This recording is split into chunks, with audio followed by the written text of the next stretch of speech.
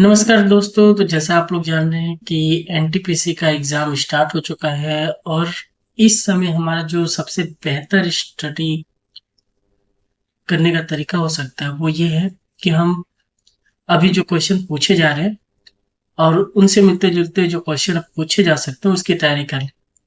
क्योंकि अब अंतिम समय आ चुका है और यही हमारा टाइम है जबकि हम अपनी तैयारी को अंतिम धार देते हैं। तो चलिए अभी जो 5-6 जून को एग्ज़ाम हुए थे उस पे कौन-कौन से क्वेश्चन पूछे गए थे और उनसे रिलेटेड क्या-क्या क्वेश्चन बन सकते हैं, इसको हम लोग देखते हैं। तो पहला क्वेश्चन है, भारतीय नौसेना दिवस 2024 का थीम क्या था? तो इसका जवाब हो जाएगा power and strength through innovation and indigenous केश। अब ये जो थीम था ये भारतीय नौसेना दिवस 2024 का था। तो इससे मिलते-जुलते सवाल क्या हो सकते हैं? एक सवाल तो ये बन सकता है, राष्ट्रीय विज्ञान दिवस 2024 का थीम क्या है? ठीक है। ये सवाल भी बन सकता है कि भारतीय वायु सेना दिवस 2024 का थीम क्या था, क्योंकि नौसेना दिवस का पूछा गया था। या ये पूछा जा सकता है कि विश्व पर्यावरण दिवस 2024 का थीम क्या था। ठीक है, तो इसका जवाब हो सकता है अवर लैंड अवर फ्यूचर। अगला क्वेश्चन है, 105वां संवैधानिक संशोधन किससे संबंधित है? तो इसका जवाब हो जाएगा सामाजिक और शैक्षिक रूप से पिछड़े वर्गों की पहचान के लिए राज्यों को अधिकार देता है। इससे मिलते जुलते सवाल क्या हो सकते हैं कि 106वां संशोधन किससे संबंधित है? तो एक साथ चुनाव, वन नेशन वन इलेक्शन पर, या फिर ये इससे पूछा जा सकता है पीछे का कि 103वां संशोधन जो है वो किससे संबंधित है? ईडब्ल्यूएस आरक्षण से। या फिर ये क्वेश्चन पूछा जा सकता है कि संविधान सूची में ओबीसी सूची बनाने का अधिकार किसे है? तो इसका जवाब हो जाएगा राज्य सरकार। चूंकि 105वां संशोधन ओबीसी से जुड़ा हुआ था तो ये भी सवाल इसमें पूछा जा सकता है। यही तरीका है जिससे कि हम आने वाले क्वेश्चन को समझ सकते हैं कि कैसे क्वेश्चन बन सकते हैं। अगला क्वेश्चन है, 2024 में Balbir Singh senior player of the year पुरुष कौन बना? तो ये बने हैं हरमनप्रीत सिंह हाकिम। अब इससे मिलते जुलते सवाल ये हो सकते हैं कि मेजर ध्यानचंद खेल रत्न पुरस्कार किसे मिला, या फिर 2024 का अर्जुन पुरस्कार किस खिलाड़ी को मिला, या द्रोणाचार्य पुरस्कार किस कोच को मिला। ठीक है, यानी हॉकी कोच को मिला या क्रिकेट के कोच को मिला, ये सवाल बन सकते हैं। तो इसका उत्तर भी आपको याद रखना है कि अर्जुन पुरस्कार पीआर श्रीजेश को मिला है, जबकि मेजर ध्यानचंद पुरस्कार हरमनप्रीत सिंह को मिला हुआ है। अगला क्वेश्चन है, 2024-25 में जीडीपी का कितना प्रतिशत रिसर्च पे खर्च हुआ? तो इसका आंसर हो जाएगा 0.7%। अब इस पे सवाल बन सकते हैं 2024-25 में जीडीपी का कितना परसेंट शिक्षा पे खर्च हुआ? तो 4.6। या 2024-25 में जीडीपी ग्रोथ रेट क्या थी? तो 6.5-7% का ग्रोथ रेट था हमारा। भारत में हेल्थ केयर पर जीडीपी में कितना खर्च होता है, यानी हेल्थ सेक्टर पे कितना खर्च हो रहा है? तो वो है 1.5 से 2% तक। अगला क्वेश्चन है, वुमेन प्रीमियर लीग की विजेता टीम कौन सी थी? तो इसका जवाब हो जाएगा रॉयल चैलेंजर बेंगलोर। तो 2024 में आईपीएल टीम की विजेता कौन थी? तो ये थी कोलकाता नाइट राइडर्स। 2024 में टी20 वर्ल्ड कप पुरुष की विजेता कौन बनी थी? तो ये भारत था। और टी20 महिला वर्ल्ड कप की विजेता कौन थी? तो ये ऑस्ट्रेलिया था। अगला क्वेश्चन है, इसरो का 2024 में लॉन्च किया गया मिशन कौन सा था? तो इसका आंसर हो जाएगा एक्सपोसेट।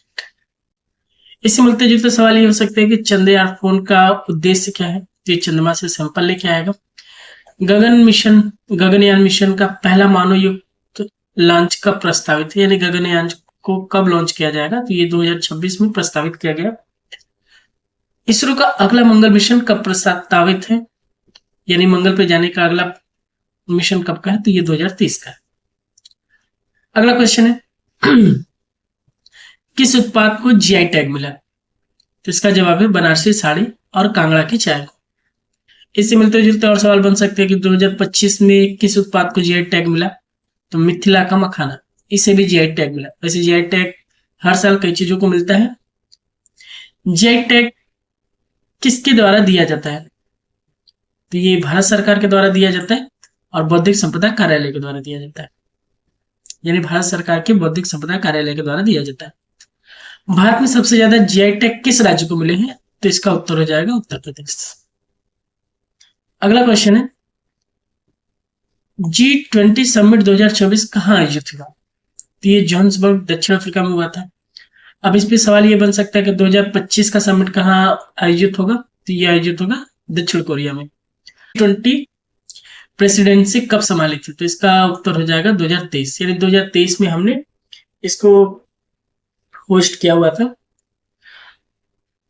G20 का थीम 2024 क्या था? तो इसका थीम था one earth, one family, one future.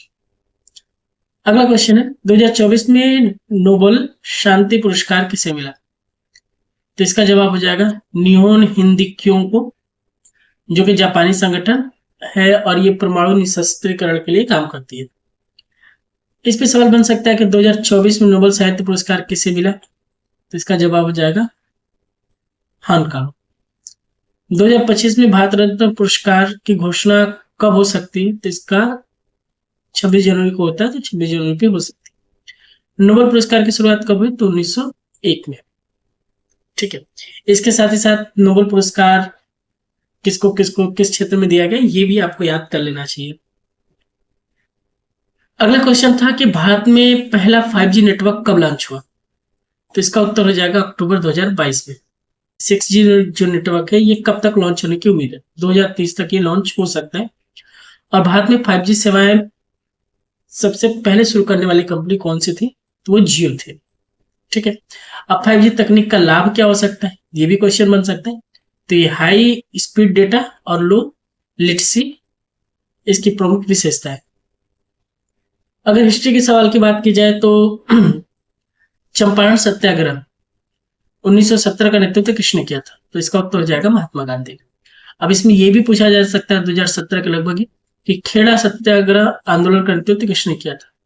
तो इसे किया था महात्मा गांधी ने। असहयोग आंदोलन कब शुरू हुआ था? 1920 में। चंपारण सत्याग्रह किस राज्य में हुआ था? तो ये हो गया बिहार में। तो देखिए, चंपारण सत्याग्रह से रिलेटेड क्वेश्चन बन सकते हैं क्योंकि बना हुआ है, और रेलवे का पैटर्न है कि जो क्वेश्चन बनता है उससे मिलते जुलते क्वेश्चन पूछे जाते हैं ताकि कि नॉर्मलाइजेशन में उन्हें ज्यादा दिक्कत का सामना न करना पड़े और नहीं पेपर काफी ज्यादा टफ या सिंपल बने, एक लेवल मेंटेन रहे। चलिए आगे देखते हैं। अगला क्वेश्चन है, मौर्य साम्राज्य की स्थापना किसने की थी? तो इसका उत्तर है चंद्रगुप्त मौर्य। अब ये पूछा जा सकता है कि मौर्य साम्राज्य का सबसे प्रसिद्ध सम्राट कौन था? तो वो था अशोक। चंद्रगुप्त मौर्य के गुरु कौन थे? तो थे चाणक्य। मौर्य साम्राज्य की राजधानी क्या थी? तो वो थी पाटलिपुत्र। अगला क्वेश्चन है, 1857 की क्रांति का प्रमुख केंद्र कौन सा था? तो इसका उत्तर हो जाएगा मेरठ, दिल्ली और कानपुर। तीनों हो सकते, अब ये डिपेंड करता है कि ऑप्शन में क्या दिया गया था। अब इससे मिलते जुलते क्वेश्चन ये बन सकते हैं कि 1857 में झांसी की रानी का क्या योगदान था? तो इन्होंने झांसी में नेतृत्व का विरोध मतलब नेतृत्व क्या था? 1857 की क्रांति में प्रथम शहीद कौन था? तो मंगल पांडे थे। 1857 की क्रांति कब शुरू हुई? तो 10 मई 1957 को शुरू हुई। फिर अलग अलग जगह जैसे कि लखनऊ में इसका नेतृत्व किसने किया? तो बेगम हजरत महल थी। ठीक है, वैसे ही बिहार में किसने किया? तो कुंवर सिंह थे। ऐसे आपको 1857 से रिलेटेड जितने भी क्वेश्चन बन सकते हैं वो आपको पढ़ लेने चाहिए। अगला क्वेश्चन है, मेमोरी बेस्ड वैदिक काल का सबसे महत्वपूर्ण ग्रंथ कौन सा है? तो इसका उत्तर है ऋग्वेद। अब इसमें यह पूछा जा सकता है कि उपनिषदों के मुख्य विषय क्या है? तो ये दर्शन, आत्मा, परमात्मा, इस पे उपनिषद लिखे गए। वैदिक काल में कितने वेद थे? 4 वेद थे, ऋग्वेद, यजुर्वेद, सामवेद और अथर्ववेद। अथर्ववेद का मुख्य विषय क्या था? तो जादू, मंत्र और चिकित्सा। ठीक है, अब इसमें जो है ऋग्वेद से सवाल पूछा गया, तो इसमें और सारे वेदों के लिए भी पूछा जा सकता है कि तंत्र मंत्र से संबंधित कौन सा वेद है। या फिर गायन से संबंधित कौन सा वेद है, तो ये सारी चीजों को हमें पढ़ लेना है, यानी चारों वेदों के बारे में, उनके जो वेद है उनके बारे में, ताकि कि अगर इससे क्वेश्चन बने तो हम आसानी से कर ले।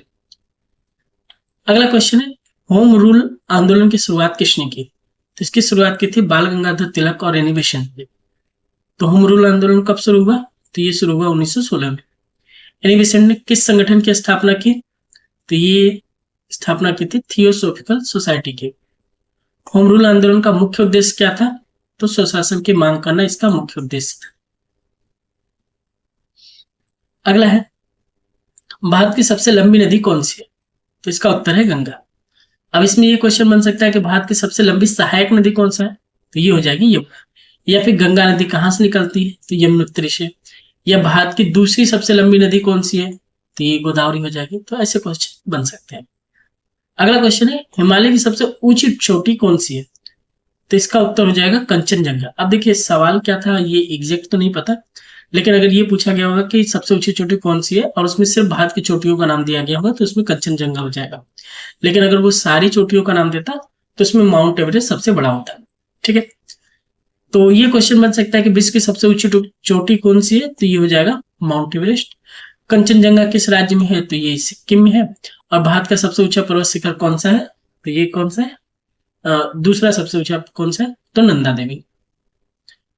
फिर अगला क्वेश्चन पूछा गया था, भारत में सबसे अधिक वर्षा वाला स्थान कौन सा है? तो ये मानसीराम मेघालय। अब इसमें पूछा जा सकता है कि भारत का दूसरा सबसे अधिक वर्षा वाला स्थान कौन सा है? तो ये चेरापूंजी हो सकता है। मानसीराम किस राज्य में है? तो ये मेघालय में है। भारत में सबसे कम वर्षा वाला राज्य कौन सा है? तो वो जैसलमेर है। कौन सा स्थान है? तो जैसलमेर, जो कि राजस्थान में पड़ता है। अगला क्वेश्चन है, भारत का सबसे बड़ा रेगिस्तान कौन सा है? थार रेगिस्तान भारत का सबसे बड़ा रेगिस्तान है। अब ये पूछ सकता है कि थार रेगिस्तान किस राज्य में है? तो ये राजस्थान में। भारत का सबसे बड़ा नमक रेगिस्तान कौन सा है? तो इसको बोल सकते हैं कच्छ का रण, जो कि गुजरात में है। भारत में रेगिस्तान का क्षेत्रफल कितना है? तो लगभग 2 लाख वर्ग किमी क्षेत्रफल में थार का मरुस्थल फैला हुआ है। पॉलिटी के क्वेश्चन की बात करें तो ये क्वेश्चन पूछा गया था कि अनुच्छेद 31 बी किससे संबंधित है? तो ये संपत्ति के अधिकार से संबंधित है। ठीक है, पहले ये हमारा मूल अधिकार था लेकिन बाद में इसको हटा दिया गया। तो इससे सवाल बन सकता है कि अनुच्छेद 21 किससे संबंधित है? तो जीवन और व्यक्तिगत स्वतंत्रता से संबंधित है। अनुच्छेद 32 का क्या महत्व है? तो ये संवैधानिक उपचार के अधिकार से संबंधित है। अनुच्छेद 31 ए किससे संबंधित है? तो ये जमींदारी के उन्मूलन से संबंधित है। अगला क्वेश्चन हो सकता है, अगला क्वेश्चन जो पूछा गया था वो था, भारत के उपराष्ट्रपति का कार्यकाल कितने वर्षों के लिए होता है? तो ये होता है 5 साल के लिए। तब ये क्वेश्चन बन सकते हैं कि भारत के राष्ट्रपति का कार्यकाल कितने वर्षों के लिए होता है? तो 5 वर्षों के लिए। इसी तरीके से पूछ सकता है कि प्रधानमंत्री का कार्यकाल कितने वर्षों के लिए होता है, या अलग अलग जो संवैधानिक पद पे बैठे हुए व्यक्ति हैं उनका कार्यकाल कितना होता है। ठीक है, जैसे क्वेश्चन में उपराष्ट्रपति का पूछा गया था तो राष्ट्रपति का भी पूछा जा सकता है। आगे, उपराष्ट्रपति का चुनाव कौन करता है? तो संसद के दोनों सदस्य, लोकसभा और राज्यसभा मिलकर उपराष्ट्रपति का चुनाव करते हैं। ये भी पूछा जा सकता है कि वर्तमान उपराष्ट्रपति कौन है? तो वह है जगदीप धनखड़। ठीक है, अगला क्वेश्चन, संविधान सभा की पहली बैठक कब हुई थी? पहली बैठक हुई थी 9 दिसंबर 1946 में। अगला है, जो क्वेश्चन इस पे बन सकता है कि भारतीय संविधान कब लागू हुआ? तो 26 जनवरी 1950 को लागू होता है। संविधान सभा के अध्यक्ष कौन थे? तो थे डॉक्टर राजेंद्र प्रसाद। संविधान सभा का गठन कब हुआ था? तो ये भी हुआ था 1946 में, कैबिनेट मिशन के आने के बाद। साइंस से सवाल जो पूछे गए थे वो था, न्यूटन का पहला नियम क्या कहता है? अब चूंकि हमें आंसर तो नहीं पता, लेकिन ये जान लीजिए कि कोई भी वस्तु अगर विराम अवस्था में है तो हमेशा विराम पे रहेगी, और अगर गति की अवस्था में तो वो हमेशा गति पे रहेगी, जब तक कि उसके ऊपर कोई बाहरी बल न लगाया जाए। ठीक है, इसे जड़त्व का नियम भी कहते हैं। चलिए, तो क्वेश्चन ये बन सकता है कि न्यूटन का दूसरा नियम क्या कहता है।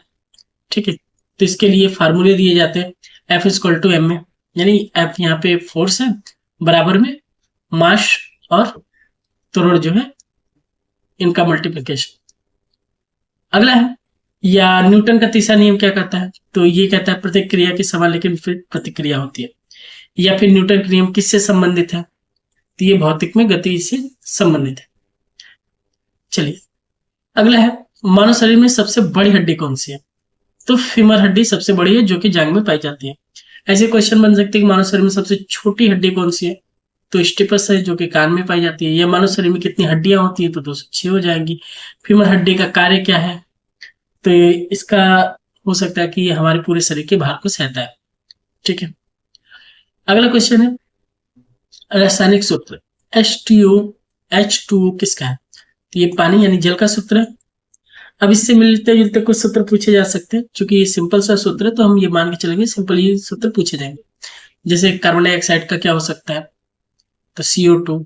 नमक का क्या हो सकता है, NaCl। ऐसे चीनी का क्या हो सकता है, या फिर पानी कितने डिग्री पे उबलना शुरू करता है, क्योंकि ये पानी का सवाल पूछा गया है तो ये भी पूछा जा सकता है कि पानी कितने डिग्री पे उबलता है। ठीक है, तो आज के लिए इतना ही। ऐसे ही और वीडियो की सीरीज हम बनाएंगे, तो अगर आप ऐसे और वीडियो देखना चाह रहे हैं तो चैनल को सब्सक्राइब कर लीजिए। अपनी तैयारी को धार देने के लिए आपको इसी तरीके से पढ़ाई को करनी है। ठीक है, तो मिलते हैं अगले वीडियो में, तब तक के लिए जय हिंद, वंदे मातरम। ध्यान रखिएगा और एग्जाम छोड़ के आइएगा।